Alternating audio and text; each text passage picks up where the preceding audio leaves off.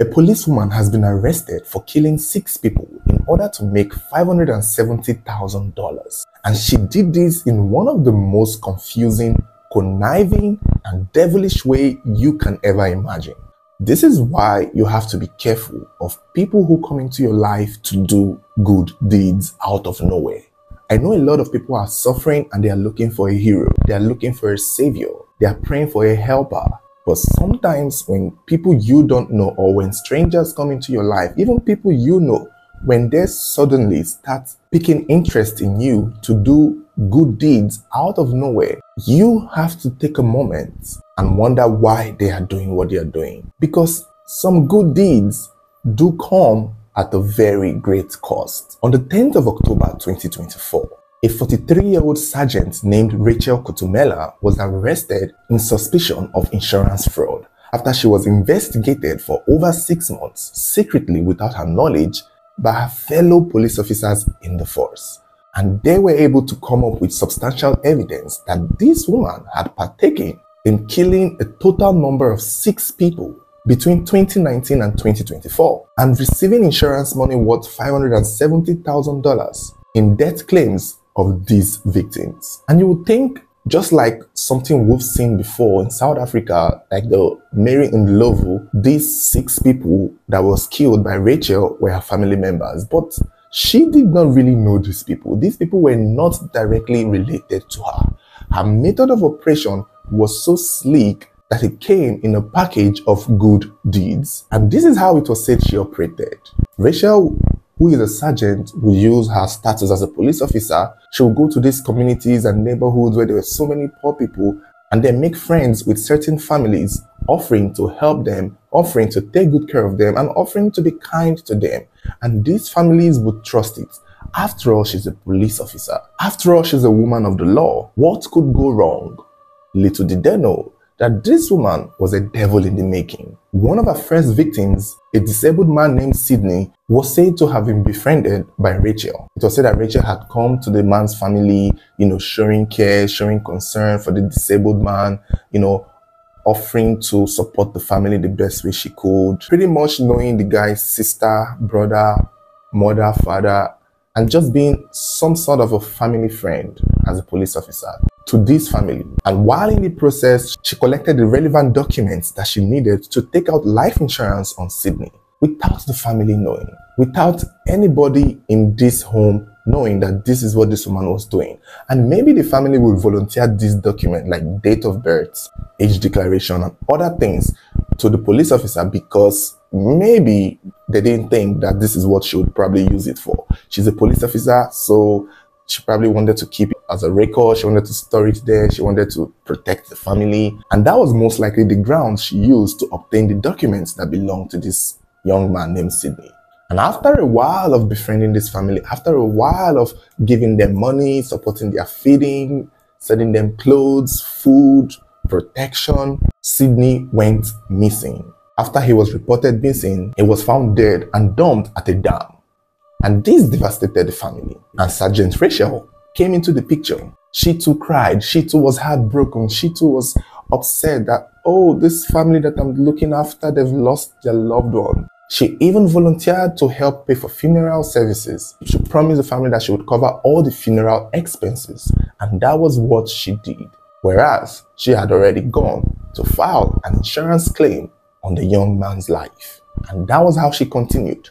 A lot of her victims were people she would go and make friends with, were families who were, destitute, families who were poor. She would go to these families, try to use her connection and her position as a sergeant to gain their trust, to become their friends, to check up on them. Whenever they had issues, they would come to her. She would help them fix it like a police officer friend. Then she picks a target from each family member, probably the ones that are most possibly already looking like they may not last long.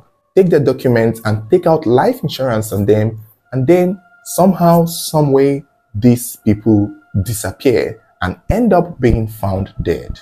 The thing here is, or the problem with this case, or the problem with this story is, the investigation did not reveal how she killed these people.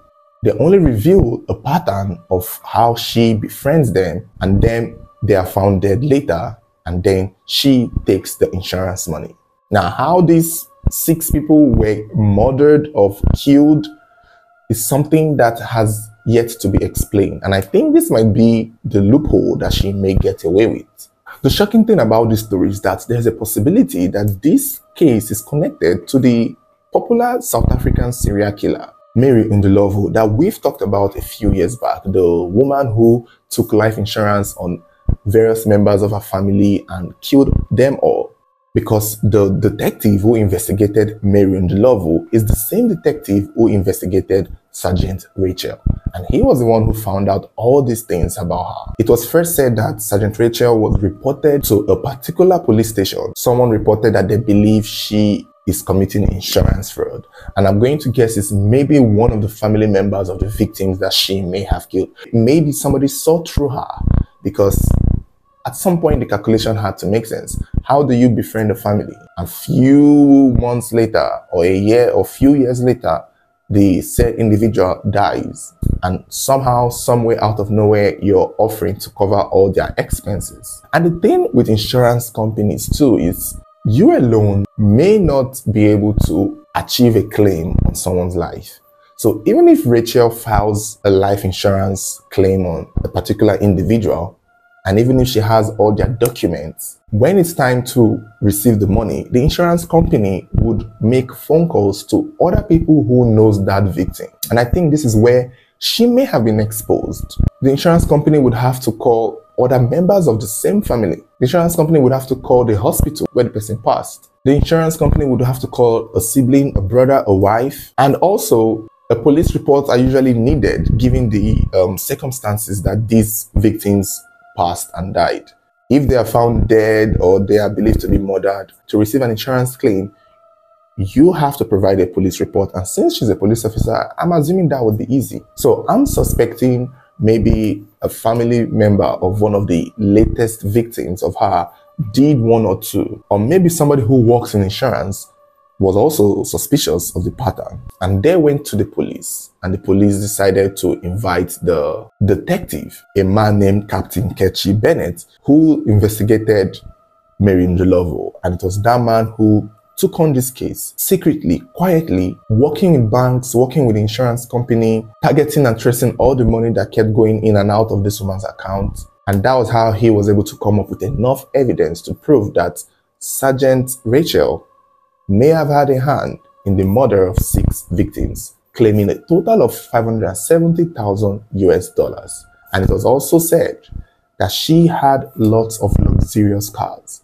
As a police officer, yeah, I don't know if you get paid that much to have so much luxurious cars. And when the cars were investigated, it was discovered that she paid for these cars in cash, which may have been odd for a lot of people, or pretty much may have been suspicious. Now, another way that this woman's case may be related to Rosemary Ndlovu is because Rosemary Ndlovu's case was blown up in 2018.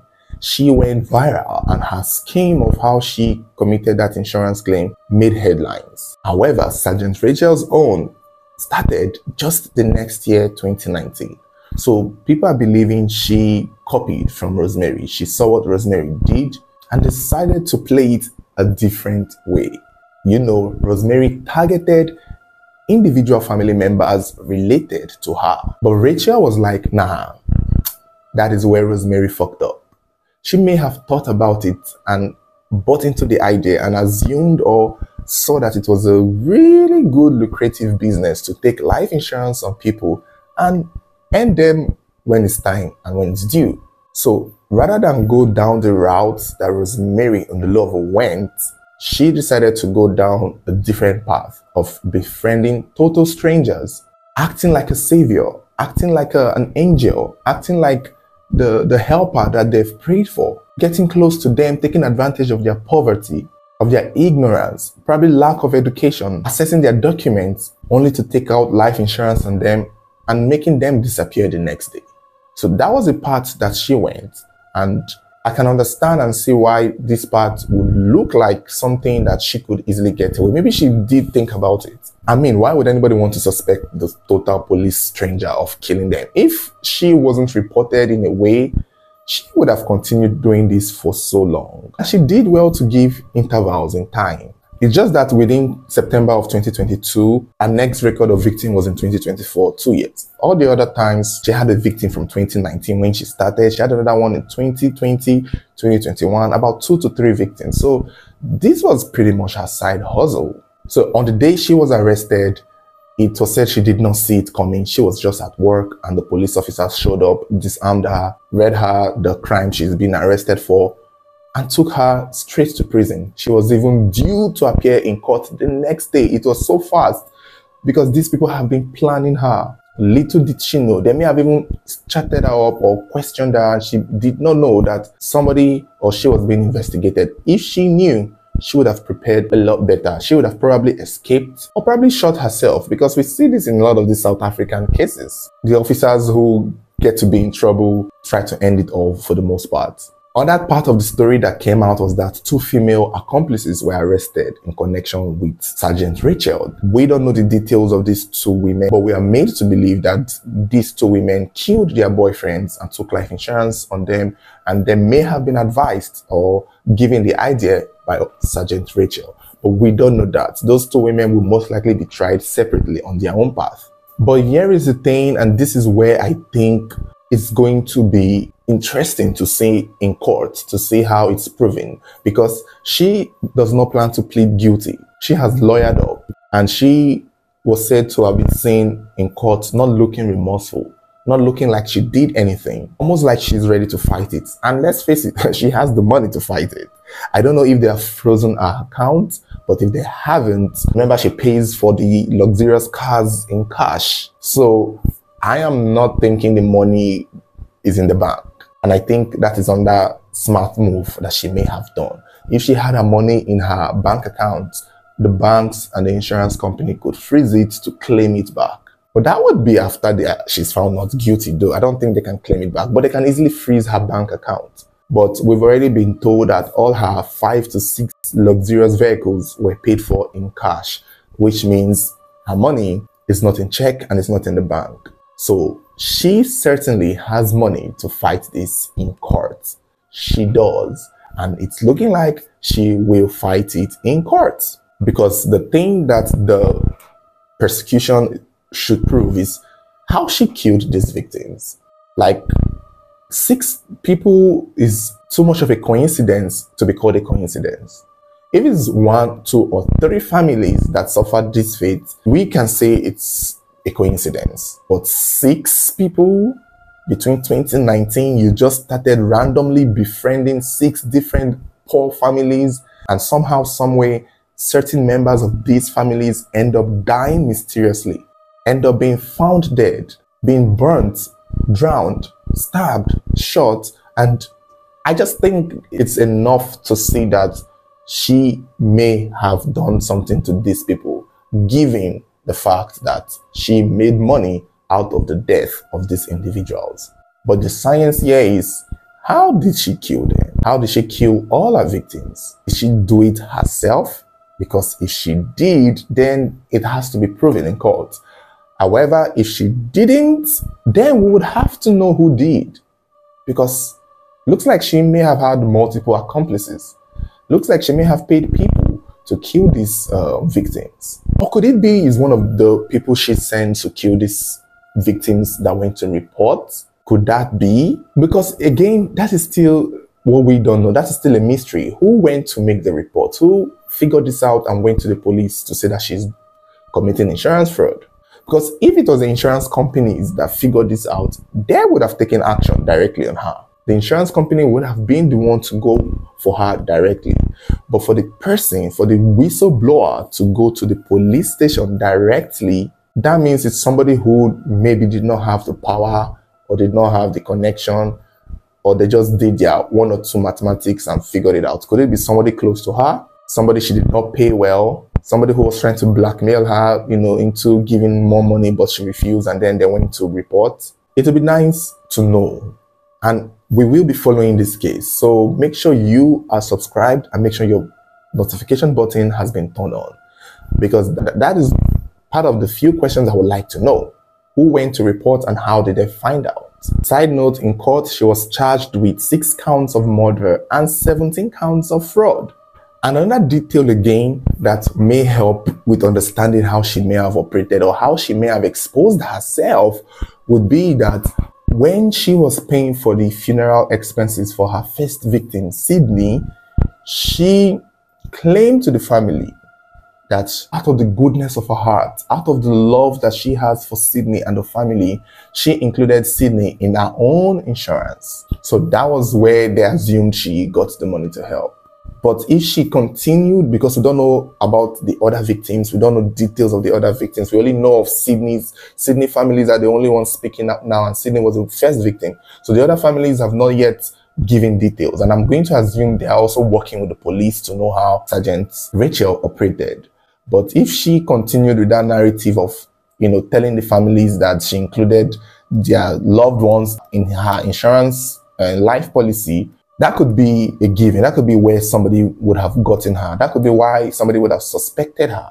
I think these families, in as much as they are poor, some of them are also very smart and intelligent. So if these things happen and somebody is like, wait, you just met a random family and you're including them in your life insurance. Who does that? Now you love pass. Are you that much of a kind person? How do you befriend a family that you do not know, that is not related to you, and you are able to include them in your life insurance policy? That could be where it was gotten from. That could be where she exposed herself, but did not know that that was what she did. She probably thought they would just see her as a kind person. That's the thing. You can underestimate poor people, but don't underestimate their intelligence. Some of them are pretty smart, and I think that was how they may have gotten her. It's unfortunate, but we will follow the story and we'll see how it goes. Don't forget to like, share, subscribe. Thank you guys for watching, and don't forget to also turn on your notification button so whenever there is an update, you'll be the first to get notified. Thank you.